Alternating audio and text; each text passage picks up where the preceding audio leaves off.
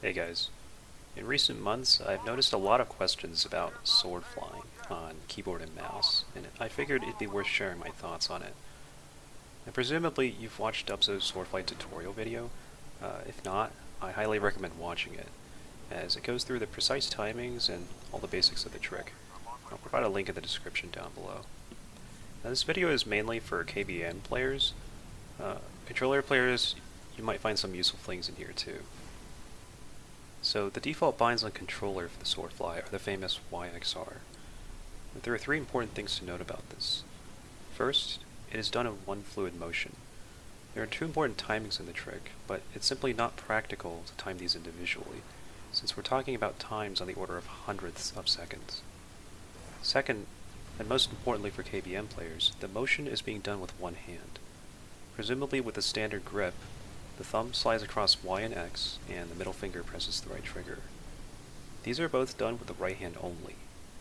I mention this specifically because the default binds on KBM are Q, R, and M1, or the left mouse button. This requires coordination between both hands and involves two different types of button presses, so in my opinion, these binds aren't ideal.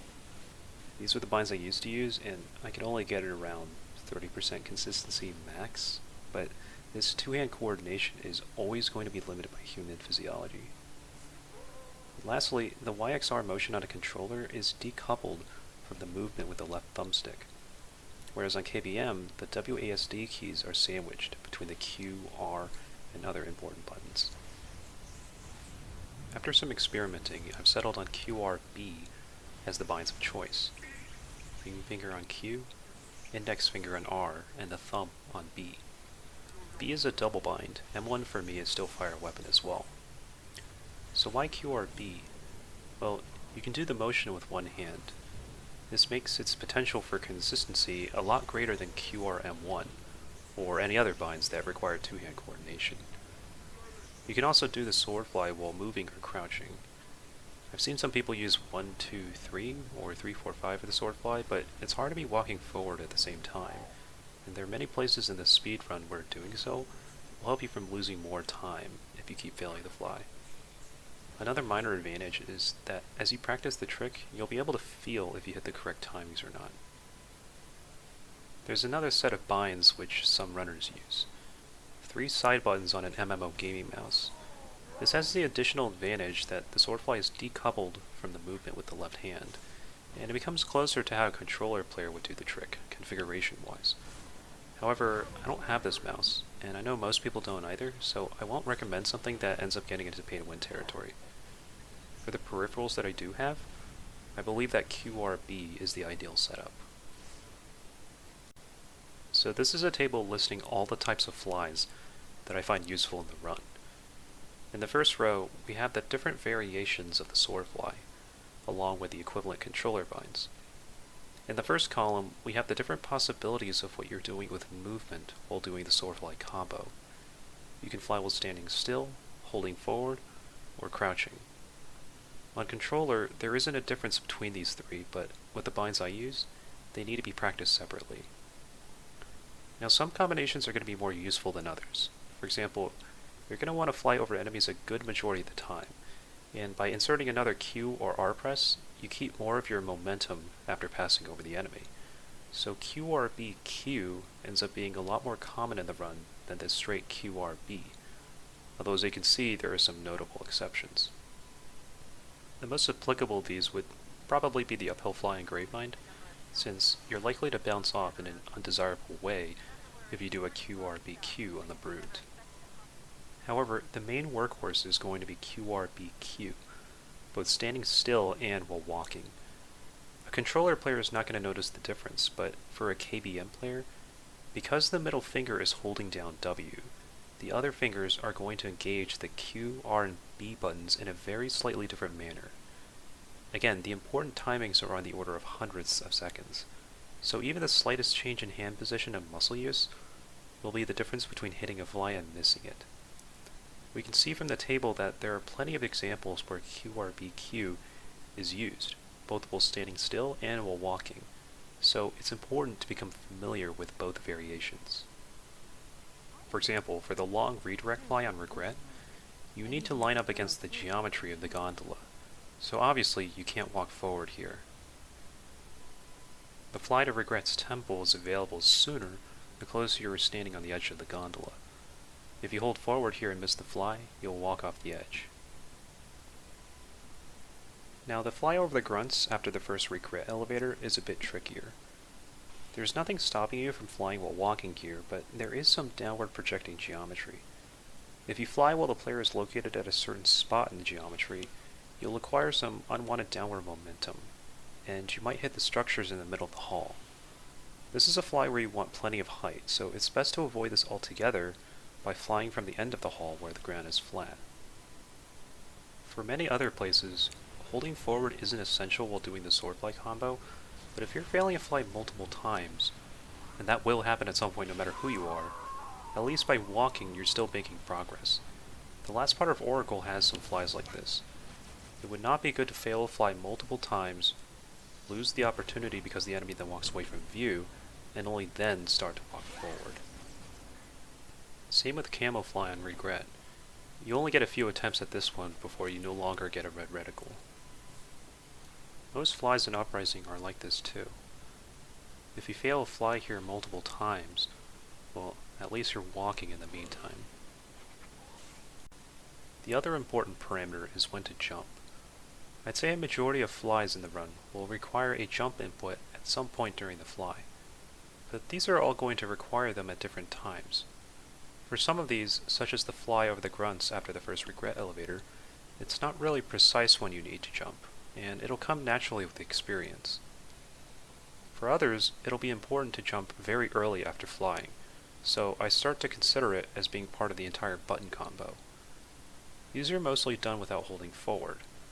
For most of these flies, if you do hold forward, you'll gain less total height because your distance to the enemy is lessened, but the point of jumping very early is to gain as much height as possible. I divide these into two types of flies. One of them is a QRBQ, then space right afterwards, space being jump for me. The other one is QRB space Q, which is going to have the thumb press the B and space buttons at the same time. This will require a slightly different, slightly lower hand position. With a few exceptions, by jumping on the same frame as shoot weapon, you're able to gain the maximum amount of height possible without jumping again after the fly. I try to do this combo when convenient, since it doesn't require any new timings on my part. On Cairo Station Legendary and Speed Mod, the fly off the Jetpack Elite in the first space section needs to clear the hall that you just walked through. I do a QRB space Q here. The first fly in Arbiter needs as much height as possible too. This one is a bit trickier because you need to jump before flying, and your vertical position at the instant you fly matters. Personally, I like to time it so that I can jump a second time off of the ledge. Now, I had an asterisk in the table for the bridge fly on Gravemind, since it can go a number of ways. The exact timing of the jump here isn't too important as long as you jump early.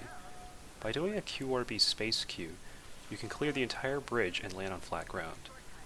Personally, I do that just out of habit, but at this point in the run, you probably have been holding forward for a while, so to keep the similar muscle memory going, a QRBQ then space may or may not be easier for you.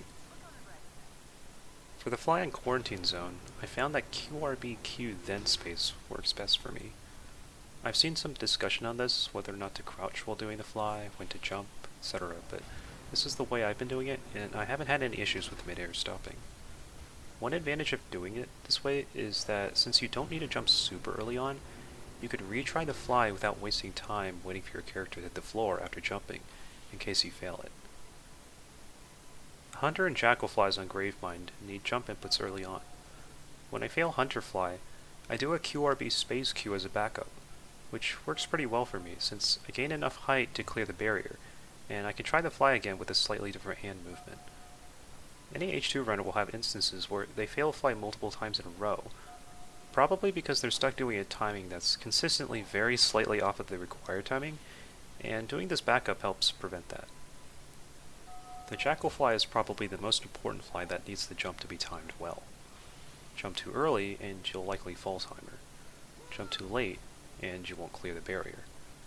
I use the dead tree branch as a cue for when to jump. I mentioned before that by jumping on the same frame as shoot weapon, you're able to gain the maximum amount of height possible without jumping again after the fly. This is not always the case. For example, if you try a QRB space cue for the fuel rod fly off of the jackal near the end of Uprising, you won't actually gain that much height. You'll gain more upward momentum than if you didn't insert the jump, but it won't be as much as you initially expect. This probably has to do with enemy positioning and the angle at which you're flying off of the enemy. You're jumping off of a rock, but the jackal is located vertically lower relative to you the instant you fly. In cases like these, QRB space cue then space will get you the needed height. In most of the examples I've given, QRB space cue is desired because of the amount of height you gain. However, there are a few cases where this will give you drastically different results than a QRB cue, besides the height that you gain with the former. The most important of these is probably grunt fly. Now there are two versions of the fly, both going off of the far grunt. One is a QRB cue, then an optional jump afterwards. Because of the enemy position, you'll be directed slightly to the right and guarantee a mid-air stop over the roof. If you jump, the earlier you jump, the more height you gain, and consequently the more time you have to adjust your position. The other version is a QRB space cue, then space. If you hit the fly right after the grunt spawns in, you'll sometimes be able to carry momentum almost all the way to the lift. The timing of the second jump isn't precise, but the earlier the better. Finally, there are two more important flies in the game that don't fall into any of the categories I've mentioned. These would be lag fly on Gravemind and the PP pickup fly on Cairo Station on Legendary. With lag fly, you have to jump onto the roof, crouch, shoot the elite, then fly. Because of this sequence, it's best to just practice it as one section, since you aren't going to need to crouch while flying anywhere else in the run. Now, as far as PP pickup fly goes, I feel the need in this video to dispel the idea that this fly is impossible on keyboard and mouse. It is certainly not. Seriously, you just need to press E and R at the same time with the index finger. It requires some dedicated practice, of course, but in my opinion, it is just as easy to do as on controller. Now this is probably one of the flies where it's easier on certain types of keyboards. I find it easier on a mechanical keyboard, and will probably be harder to do on, say, a laptop keyboard, or any keyboard where it's hard to press two keys with one finger. Okay, so I've covered basically all the types of flies that I do in the run. Now it's up to you to practice and become more consistent with them. I found QRB to be great for consistency, and hopefully it works out for you too. If not, you can always play around and experiment with the binds to find what works best for you. I hope this video has been useful. If you have any questions, feel free to comment down below, and I'll get back to you. Thanks for watching.